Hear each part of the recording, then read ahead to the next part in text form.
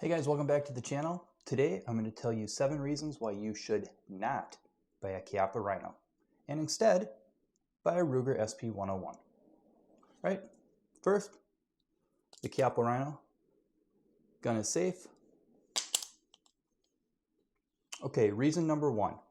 Reliability isn't always perfect. There are reports of light primer strikes, cylinder lockups, and finicky timing.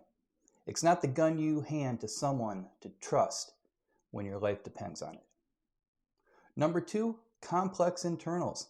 That futuristic design comes at a cost. The internal mechanism is unlike any other revolver.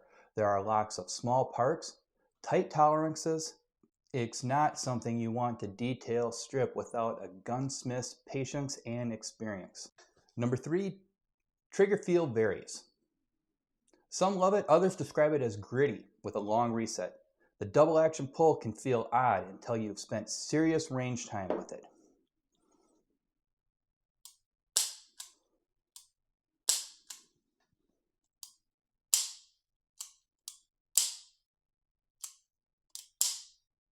It does take a little bit getting used to and practice. Number 4, aftermarket support is thin. Holsters, grips, and sight options are limited. You're not in the same ecosystem as Smith & Wesson or Ruger. Number 5, cost versus practicality.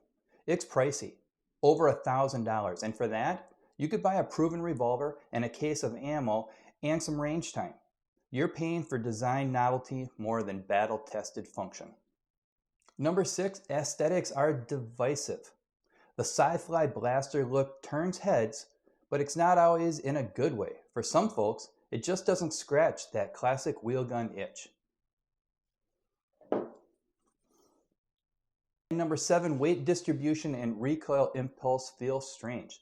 The low bore axis does reduce muzzle flip, but it shifts recoil differently. More straight back punch than rise. Some shooters never get comfortable with it. And now the reasons why you should buy a Ruger SP101 instead. Gun is safe. Reliability and simplicity. The Ruger's reputation for rock-solid reliability is real. The SP101's straightforward, conservative design has fewer exotic parts to fail or need special tools to fix. Simple internals equals easier field maintenance and fewer trips to the gunsmith. Build and durability.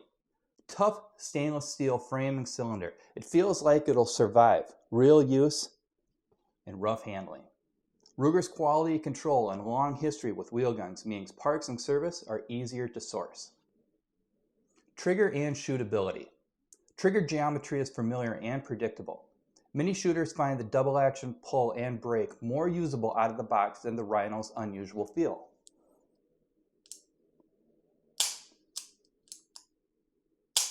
Trigger is very easy to stage. And while it doesn't have the Rhino's ultra-low bore axis, the SP101's recoil impulse is straightforward and controllable with the right grips. I have Pockmeyer grips on here. Very manageable. Full load 357 Magnum. No problem to shoot. Size and concealability. The compact footprint available for the SP101 make it a practical carry piece, and it still handles heavy calibers like 357 Magnum. There's also a better aftermarket support system with holsters, sights, and grips.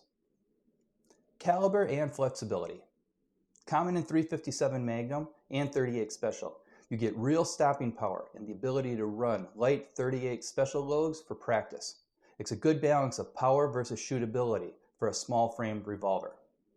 Aftermarket and accessories. There are tons of grips, sights, holsters, and springs. You won't be hunting for compatible parts. Night sights and custom grips are easy to find and install. Resale and practical value. Rugers tend to hold value well, easier to sell or trade if you change your mind. Often priced more reasonably than boutique novelty revolvers, giving better cost to performance ratio. Safety and service network. Proven safety features, a transfer bar design, and a big service and support network. Parts and repairs are generally cheaper and quicker. And here's what you give up with the Ruger SP101 versus the Chiappa Rhino. There's no quirky looks. It's plain and purposeful.